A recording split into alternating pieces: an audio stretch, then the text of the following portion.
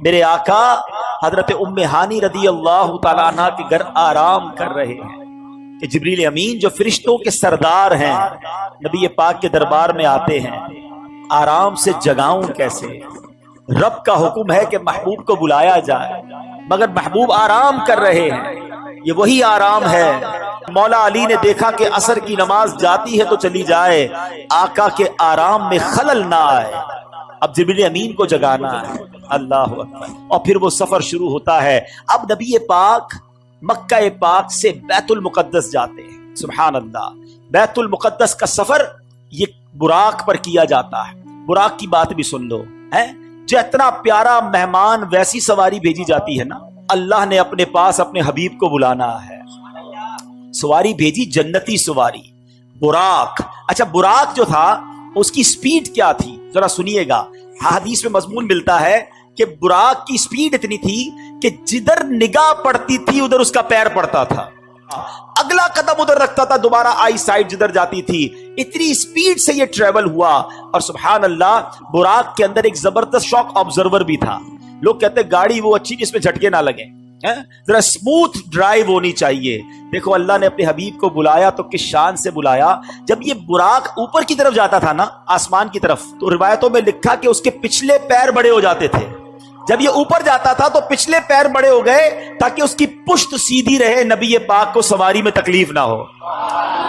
اچھا جب یہ براق نیچے اترا، اب کوئی گھوڑا نیچے اتر رہا ہے آگے کی طرف ہو جائیں گے پھر ڈیفیکلٹی ہوگی. فرمایا جب نیچے اترا تو اس کے اگلے پیر اونچے ہو جاتے تھے. یہ وہ فلیکسیبلٹی تھی کہ حبیب کو بلایا ہے تو کوئی تکلیف نہ پہنچے.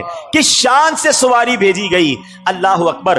نبی پاک علیہ الصلوۃ والسلام اب پہنچتے ہیں اس جگہ پر جسے ہم بیت المقدس کہتے ہیں. ذرا سوچو تو صحیح کہ کائنات میں ایسی نماز نہ اس سے پہلے ہوئی نہ اس کے بعد ہوگی. جب اس کائنات کے سب سے بہترین افراد یعنی انبیاء کرام کم و بیش 1,24,000 آل ٹوگیدر ونس ٹائم ایک ہی وقت میں وہ بیت المقدس میں موجود ہیں. صفے تیار ہیں، مؤذن فرشتے ہیں، اقامت دینے والے جبریل امین ہیں. اور اب جبریل امین نے عرض کیا حضور اب آپ امامت فرمائیے. امام الانبیاء میرے آقا امامت فرما رہے ہیں. سبحان اللہ. نماز سے میرے آقا فارغ ہوئے. اب آسمان کے سفر کی تیاری ہے. اب سفر آسمان میں وہی براق ہے، وہی بارات ہے، وہی دولہا ہے، وہی باراتی ہے. آن کی آن میں پہلا آسمان آ گیا. یہ پہلا آسمان کتنا دور ہے ذرا غور کیجئے گا. پلک جھپکتے کچھ ہی لمحوں میں نبی پاک پہلے آسمان پر پہنچ گئے. اب یہ سب انبیاء جو ہے نبی پاک کو ویلکم کر رہے ہیں، مرحبا کہہ رہے ہیں. نبی پاک آگے بڑھتے گئے. اب سدرۃ المنتہا آ گیا. اب یہاں جو ساتھی ہے جو ام ہانی کے گھر سے لے کر ساتھ جا رہے جبریل امین، وہ عرض کرتے ہیں کہ حضور بس اب یہاں سے آگے میں نہیں جا سکوں گا، یہ میری لمٹ ہے، اس سے آگے گیا تو میرے پر جل جائیں گے. اللہ اکبر. اب اس کے آگے فقط رب کے حبیب جا رہے ہیں. یہ وہ مقام ہے کہ جبریل امین بھی پیچھے رہ گئے. اللہ اکبر. سورہ نجم ایسا لگتا ہے جب پڑھیں تو کہ نعت پڑھ رہے ہیں. اللہ کریم ارشاد فرماتا ہے بسم اللہ الرحمن الرحیم والنجم اذا ہوا. اس پیارے چمکتے تارے محمد کی قسم. ما ضل صاحبکم وما غوا. تمہارے صاحب نہ بہکے نہ بے راہ چلے. وما ينطق عن الهوى. اور وہ کوئی بات اپنی خواہش سے نہیں کرتے. ان هو الا وحی یوحى. وہ تو نہیں مگر وہی جو انہیں کی جاتی ہے. سنو میرے آقا جو کہتے ہیں اللہ کی طرف سے عطا ہوتا ہے وہ کہتے ہیں. اب یہ قرآن بتا رہا ہے کہ کیا ہوا وہاں پر. فرمایا ثم دنا فتدلا فکان قاب قوسین او ادنا. پھر وہ جلوہ نزدیک ہوا، پھر خوب اتر آیا تو اس جلوے اور اس کے محبوب میں 2 ہاتھ کا فاصلہ رہا بلکہ اس سے بھی کم. اب باتیں کیا ہوئی وہاں پر. قرآن کہتا ہے فَأَوْحَا إِلَىٰ عَبْدِهِ مَا أَوْحَا. اب وحی فرمائی اپنے بندے کو جو وحی فرمائی. رب نے جو فرمانا تھا فرمایا اور محبوب نے جو لینا تھا وہ لے لیا. تو اب یہ وہ سفر ہے میٹھے اسلامی بھائیوں کہ جب نبی پاک علیہ الصلوۃ والسلام یہ سفر کر کے واپس آئے. یہ عظیم سفر ہے. جنت کے طبقات دکھائے، जहन्नम के मुशाहिदात किए, लेकिन मेरे आका के इस सफर में जिसमें हजारों साल का ये ट्रेवल है, उलमा कहते हैं अगर इसको लॉजिकली कैलकुलेट करें ना तो ये कई हजार सालों का सफर बनता है। मगर नबी पाक जब वापस आए तो जो दरवाजा खोलते वक्त कुंडी हिल रही थी वो अब भी हिल रही है। जो बिस्तर छोड़ के मेरे आका गए वो बिस्तर अब भी गर्म है। आका ने वुजू किया था, हम वुजू करते जमीन पर पानी बहता है, रावी लिखते नबी पाक आए वो पानी अभी भी बह रहा था। गोया हुआ ये कि कम वक्त में नहीं बल्कि नबी पाक ने ये सारा सफर नो टाइम में किया, वक्त वही ठहरा हुआ था। माजरा ये है, अब इश्क वाला जवाब सुन लो।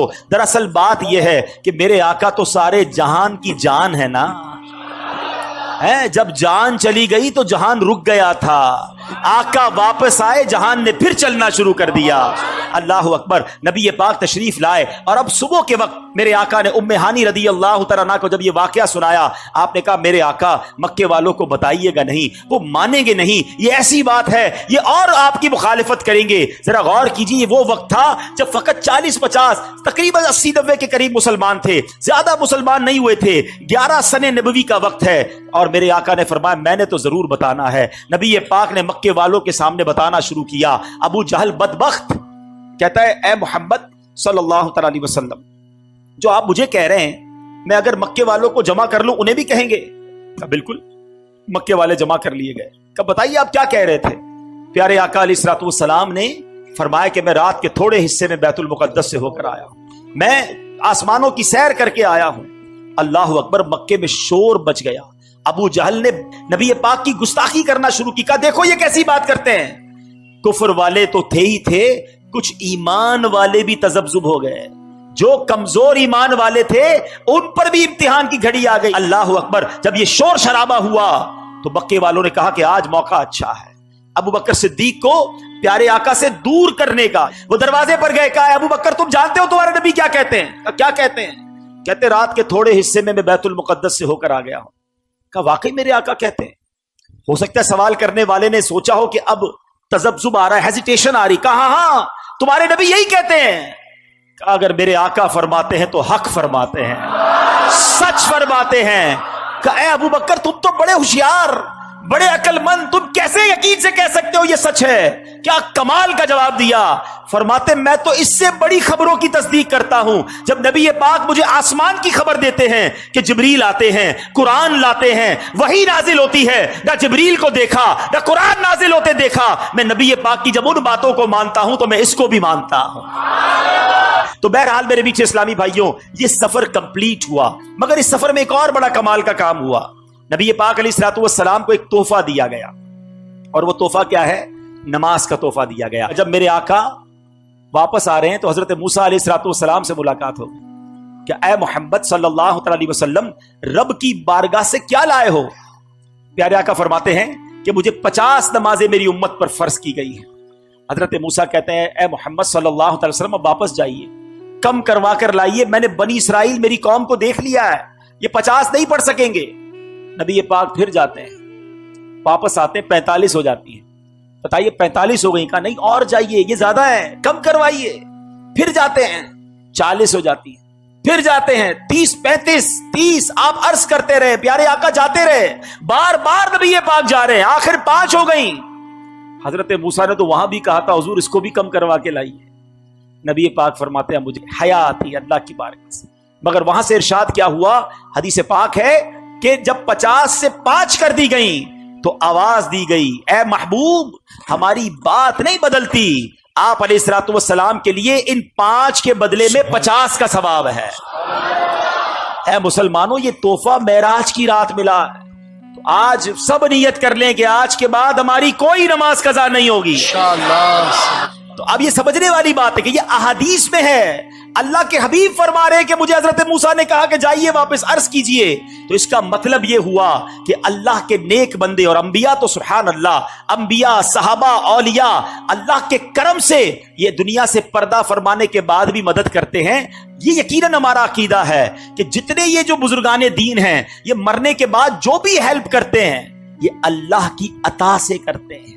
یہ ہمیشہ یاد رکھیے، بِإِذْنِ اللَّهِ، اللہ انہیں یہ پاور دیتا ہے اور وہ رب کی عطا سے کسی کی مدد کرتے ہیں۔ ہر نبی، ہر ولی، ہر صحابی وہ محتاج ہے رب کا، رب کسی کا محتاج نہیں ہے۔ تو اگر یہ عقیدہ ہے تو اس میں کوئی پرابلم نہیں ہے اور اس میں کنفیوز ہونے کی بھی ضرورت نہیں ہے۔ سفر معراج کے بعد نبی پاک علیہ الصلوۃ والسلام گھر آئے تو گھر سے باہر جب آئے تو ایک کنیز کو دیکھا جو رو رہی تھی، بیچاری کمزور سی کنیز تھی اور اس کے ہاتھ میں ایک آٹے کا تھیلا تھا۔ نبی پاک نے فرمایا کیوں رو رہی ہو؟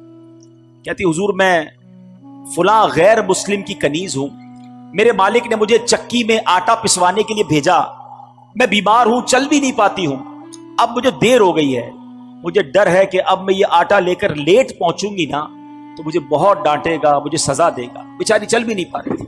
اللہ کے حبیب، رب کے حبیب ابھی ابھی معراج سے آئے ہیں، اتنا بڑا شرف پا کر آئے ہیں، مگر نبی پاک نے فرمایا اچھا چلو میں تمہارے ساتھ چلتا ہوں، تمہارے مالک کے پاس تمہاری سفارش کر دوں۔ نبی پاک نے اس کنیز کا آٹے کا تھیلا اٹھا لیا، میرے آقا اس کے گھر پہنچ گئے، دروازہ کھٹکھٹایا۔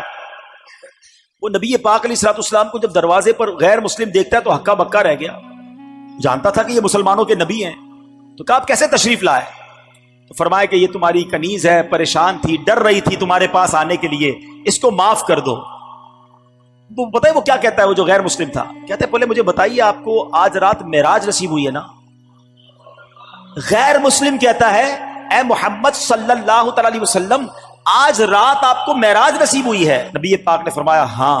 وہ اندر گیا، واپس آیا، اس کے ہاتھ میں تورات شریف یا انجیل مقدس آسمانی کتاب تھی، اور وہ کہتا ہے یہ دیکھیے اس میں نبی آخر الزمان کی یہ نشانی لکھی ہوئی ہے کہ وہ نبی جو آخری نبی ہوں گے، جب ان کو جس رات معراج ہوگی اس رات کی صبح وہ ایک کنیز کے آٹے کا تھیلا اٹھا کر کسی غیر مسلم کے دروازے پر جائیں گے، حضور آپ میرے دروازے پر آئے ہیں، میں کلمہ پڑھ کر مسلمان ہوتا ہوں۔ سبحان اللہ، یہ اللہ اکبر۔ اب یہ میرے آقا کی شان ہے کہ نبی پاک کی اس معراج کا ذکر اور معراج کے بعد اس عاجزی کا ذکر بھی آسمانی کتابوں میں موجود ہے۔ ابھی بھی اس واقعے کے بعد بھی ہو سکتا ہے کسی کے ذہن میں یہ بات آئے کہ جناب یہ کیسے ممکن ہے، شاید آج سے 50-100 سال بعد سائنس کوئی ٹائم مشین بنا لے گی تو لوگ کہیں گے ہاں یار یہ ممکن تھا۔ نہیں میرے میٹھے اسلامی بھائیوں، عقل کی لمٹ ہوتی ہے، اللہ کی قدرت کی کوئی لمٹ نہیں ہے۔ جو رب کن فرما کر فیکون فرما سکتا ہے، جو اس دنیا اور کائنات کو بنا سکتا ہے، وہ جو چاہے کر سکتا ہے۔ اس نے قرآن میں خود یہ فرمایا ہے ان اللہ علی کل شیء قدیر، وہ خالق ہے، وہ مالک ہے، وہ جو چاہے کر سکتا ہے۔ تو بہرحال اللہ کریم نے ہمارے آقا کو یہ عظیم معجزہ عطا فرمایا۔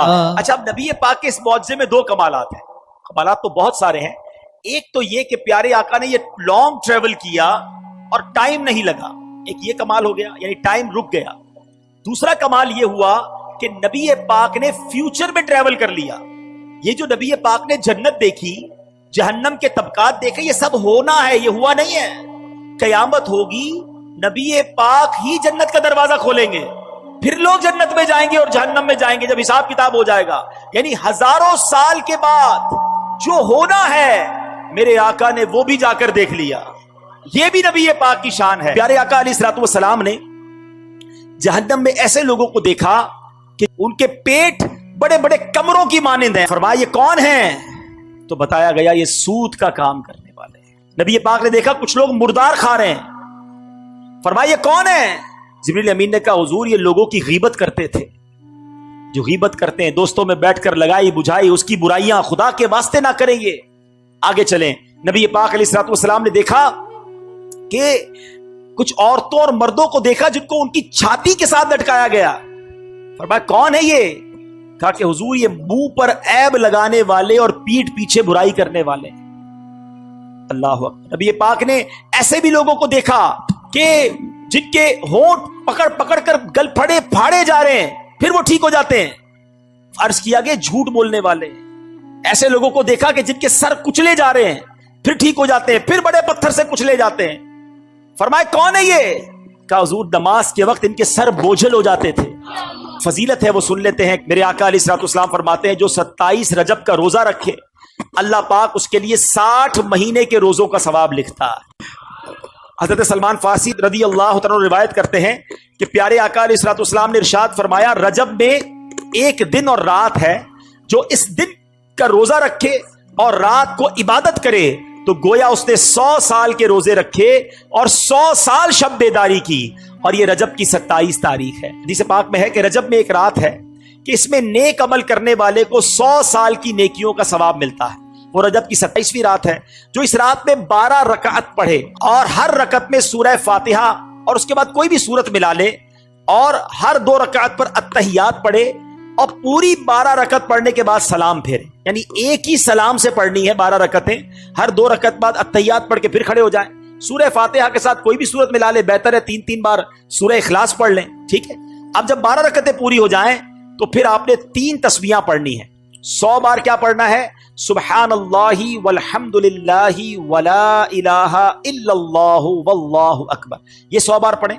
پھر 100 بار استغفار پڑھ لیں، استغفر اللہ، اور پھر 100 بار درود پاک پڑھ لیں. جب یہ وظیفہ کمپلیٹ ہو جائے تو نبی پاک فرماتے ہیں اپنی دنیا اور آخرت کے لیے جس چیز کے بارے میں دعا مانگے گا اور صبح کو روزہ رکھے گا، اللہ پاک اس کی سب دعائیں قبول فرمائے گا سوائے اس دعا کے جو گناہ کے لیے ہو. اللہ پاک ہم سب کو عمل کرنے کی توفیق عطا فرمائے. آمین.